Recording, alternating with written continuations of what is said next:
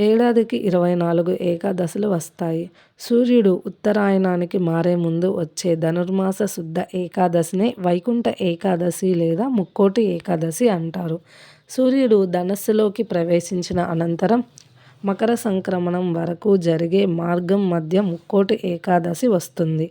ఈ రోజున వైకుంఠ వాకిళ్లు తెరుచుకొని ఉంటాయని, వైష్ణవాలయాలలో గల ఉత్తర ద్వారం దగ్గర భక్తులు తెల్లవారుజాము నుండే దైవదర్శనం కోసం వేచి ఉంటారు.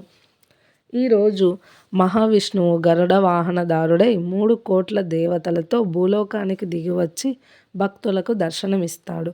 కనుక దీనిని ముక్కోటి ఏకాదశి అనే పేరు వచ్చిందంటారు.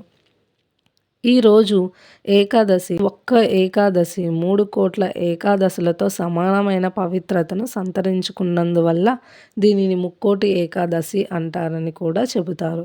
ముక్కోటి ఏకాదశి నాడే హాలాహలం, అమృతం రెండూ పుట్టాయి. ఈ రోజునే శివుడు హాలాహలం మింగాడు. మహాభారత యుద్ధంలో భగవద్గీతను కృష్ణుడు అర్జునుడికి ఇదే రోజున ఉపదేశించాడని విశ్వాసం ఉంది. ఈ రోజున వైష్ణవ ఆలయాల్లో ప్రత్యేక పూజలు, హోమాలు, ప్రవచనాలు, ప్రసంగాలు ఉంటాయి. ఈ రోజున ముఖ్యమైనవి ఉపవాసం, జాగారం, అటు తరువాత జపం, ధ్యానం.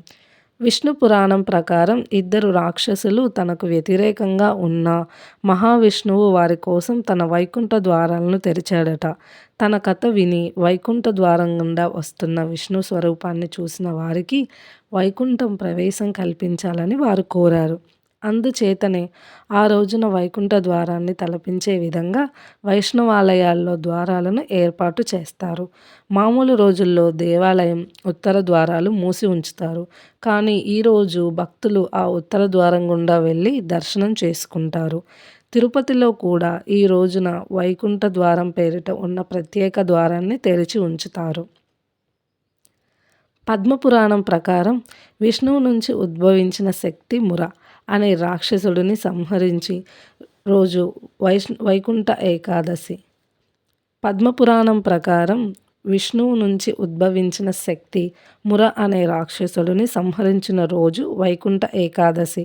ముర అనే రాక్షసుడి దురాగతాలు భరించలేక దేవతలు విష్ణువుని శరణు వేడగా ఆయన వాడితో తలపడి వాడిని సంహరించేందుకు ప్రత్యేక అస్త్రం కావాలని గ్రహించి బదరికాశ్రమంలో హైమావతి గుహలో ప్రవేశించాడు.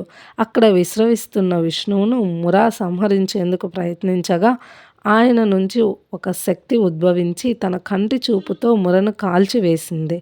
అప్పుడు విష్ణువు సంతసించి ఆమెకు ఏకాదశి అని పేరు పెట్టి వరం కోరమని చెప్పాడు. ఆ రోజున ఉపవాసం ఉన్న వారి పాపాలను పరిహరించాలని ఆమె కోరింది. ధనుర్మాస శుక్ల ఏకాదశి రోజున ఉపవాసం ఉన్న వారికి వైకుంఠ ప్రాప్తి కలుగుతుందని విష్ణువు వరమిచ్చాడు.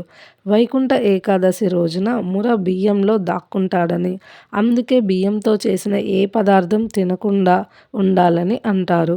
ఈ రోజున ఉపవాసం ఉంటే మిగతా 23 ఏకాదశులు ఉపవాసం ఉన్నట్టే అని విష్ణు పురాణం చెబుతుంది. ముర అంటే తామసిక, రాజసిక గుణాలకు, అరిపడ్వాలకు ప్రతీక. వీటిని ఉపవాస జాగారం ద్వారా జయిస్తే సత్యం గుణం లభిస్తుందని, తద్వారా ముక్తి మార్గం ఏర్పడుతుంది. వరి అన్నంలో ముర నివాసం ఉంటాడు కనుక మందబుద్ధిని ఇచ్చిన జాగరూకతను దెబ్బతీస్తాడని అంతర్థం. ఏకాదశి నాడు ఉపవాసం ఉండి ద్వాదశి నాడు అన్నం దానం చేస్తారు. ఒకరోజు భోజనం చేయక తర్వాత రోజు చేయడం వల్ల జిహ్వాకు భోజనం రుచి తెలుస్తుంది.